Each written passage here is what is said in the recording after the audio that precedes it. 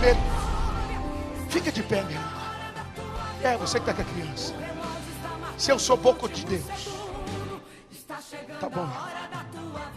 Diga para ela, diga para Juliana, que o neném no colo dela chamado Gabriel. Segura ela aí, ó. Jesus. Arabacalassúria. Diga para ela, eu vou confundir a medicina, mas eu vou curar. Está chegando a hora da tua vitória.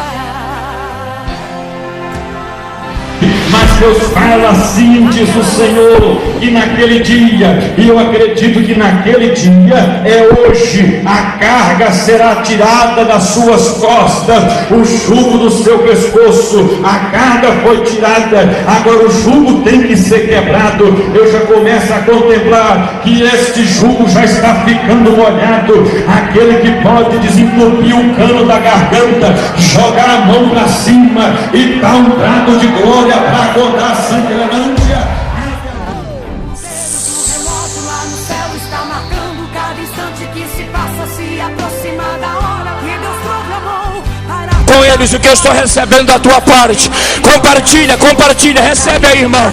Recebe aí o que eu estou recebendo de Deus nessa noite. Só quem é gálbano aí, recebe aí, vai.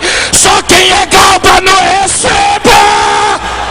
Agora coloca a tua mão no ombro do teu irmão, vai. Transmita para ele. Diga para ele, estão pisando em ti, mas o teu lugar é de destaque. Estão pisando em ti, mas Deus vai destacar ainda você. Estão pisando em ti, mas o teu lugar é diante do... está marcando o último segundo. Está chegando a hora da tua vitória. Quem era Esther? Mas eu acredito, com muita fé e convicção, que eu prego para uma igreja esta noite, que não espera do Senhor apenas nesta terra, mas que está ligado no reino dos céus. Eu acredito que eu prego para uma igreja esta noite, que já está bradando, dizendo: Maranata! Ora vem, Senhor Jesus!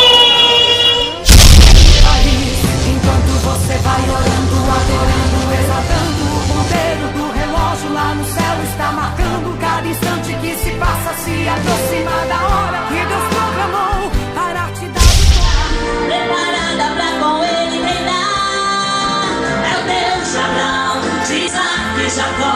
É o Deus que na prova não te... É o último segundo, vai bater agora. Agora é diferente, vai trazer boas notícias daqui para frente. Se a campainha tocar, não tenha medo não. É a bênção do Senhor batendo no portão. Está marcando o último segundo agora. Está chegando a hora da tua vitória. Está chegando a hora da tua...